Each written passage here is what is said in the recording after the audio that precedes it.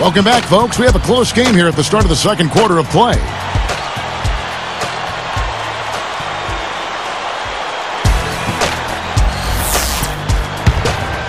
Here's Paxson.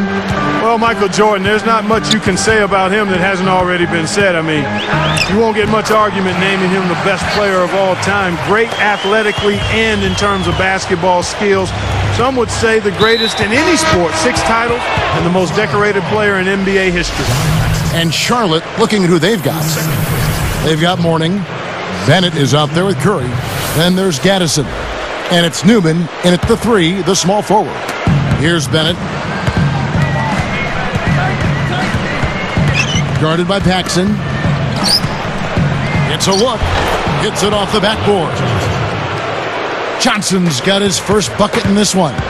Well, Jordan said he didn't believe in a single greatest player. He said that each era had its own greatest player.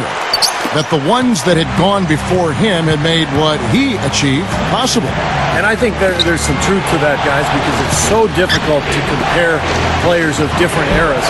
And yet, I think we'd all agree that Michael was the best. I mean, he was probably the greatest player of all time, and I haven't met many people who would disagree with that. That's his first personal foul.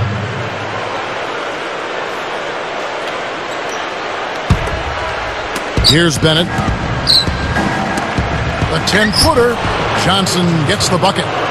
Johnson's got 4 points this quarter. That was just a perfect feed there. Larry Johnson was just an absolute force when he entered the league. Hit the ground running in 1991-92. Averaged 20 points and 11 boards. That's going to be over and back. Not watching for the line that time.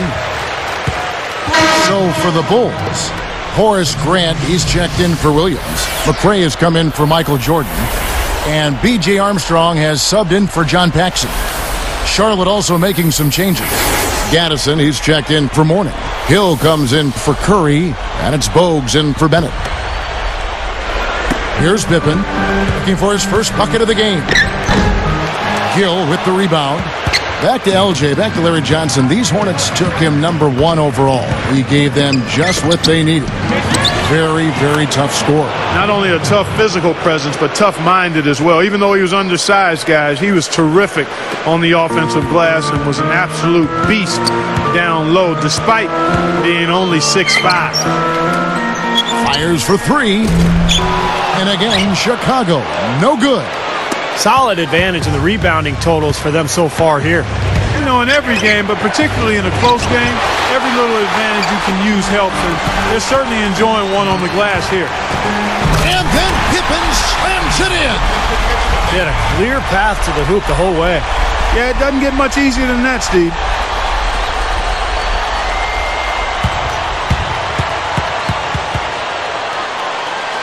Kevin, these Hornets were somewhat of an unbalanced team. I mean, they had a very young front court, but a backcourt stocked with veterans. And if you are going to be unbalanced, and that's the way you'd want to do it, with players like Bogues at the point and Gill at the 2 guard, guiding the young guys up front, I mean, that was an incredibly gifted team. He muscles it in through the contact, and they call the foul. He's on his way to the free throw line. Starting to get a little momentum here after that scoreless first quarter. Well, with Larry Johnson, you talk about a guy who made an instant impact when he came into this league. The 1992 Rookie of the Year, and 1 season later, the first player ever to represent the Hornets in an All-Star game. Here's what Chicago's going with right now. Bill Purdue's checked in for Cartwright, and it's Jordan in for Scottie Pippen. And Larry Johnson, a 2-time All-Star Clark in his career. I mean, he did not have extended success, but he made an impact. And it could have and should have been more, I think. I mean, unfortunately, a back injury in '93 really altered the course of his career. After 10 seasons, he had to retire in the midst of a max-level contract. That back had become too much of a problem for him. And he was outstanding when he was healthy, and a dynamic player and personality, too. Well, he's all business. Look at that. He brings some intensity with him when he comes onto the court, doesn't he? And it does come out, you're right, in his rebounding more than anywhere else. Yeah, I'd agree, particularly at the offensive end, where he can follow the board with that slam. He loves those putbacks. Pushing it up. In college, Gill was part of the famous Flying Illini team at the University of Illinois that made the Final Four in 1989. That was a fun team to watch. Good foul. Make him earn the free throws. Don't let this team dunk. I like that. That's a smart foul. I mean, it's a lot easier to dunk it than it is to hit 2 free throws. Make them earn them at the stripe. First free throw is good. Steve, you were one of the fortunate few who played with Michael Jordan. How was he as a teammate? Well, Clark, he was incredibly demanding. I mean, he was such a leader, and he drove everyone so hard in practice on a daily basis. And it was not easy. I mean, he would get on you if he didn't think you were bringing it. So he really forced everybody to lift the level of their game. Well, I tell you what, that'll give him a nice lift because that kind of effort always rubs off. Does it ever? Yeah, when you've got one guy out there hustling his tail off, everybody else has to follow suit. Jordan commits the loose ball foul. That's his first foul of the game, and the bonus will go to the free throw line. Williams, he's checked in for Grant. Scottie Pippen is subbed in for McRae. Then for the Hornets, Newman's checked in for Gaddison. And it's Bogues in for Bennett. The pass to Newman. Working on Purdue. And there's the rejection.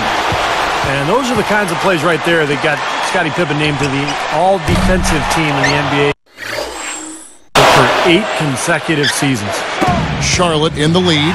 How about the impact Alonzo Mourning had right away, taken second overall in the 1992 draft, averaged 21 points, 10 boards, and more than 3 blocks per game. Well, guys, you're talking about tremendous production from a first-year player at the center position. I mean, it's no wonder when he arrived, he vaulted the Hornets into playoff contention. Beside Jordan, probably the greatest player ever, Scottie Pippen might not have gotten all the credit he deserved. I mean, he was the perfect number 2 guy on those Bull teams, someone who turned a great team into an absolute dynasty. Well, they were perfect complements to each other, Clark. Pippen was the distributor on offense, the rebounder, the defender. Jordan, obviously, the scorer and the finisher. But their styles really complemented each other. And together, they formed one of the great defensive tandems on the perimeter in NBA history. And again, no good by Chicago. The Hornets on offense. Here's Bogues. The fadeaway. Here's Newman. He dishes it to Bogues. Second chance shot, and that shot falls short. And here's the fast break. Looking for 3. Got it off in time, but it's no good. We'll see you in just a moment, live here from Chicago.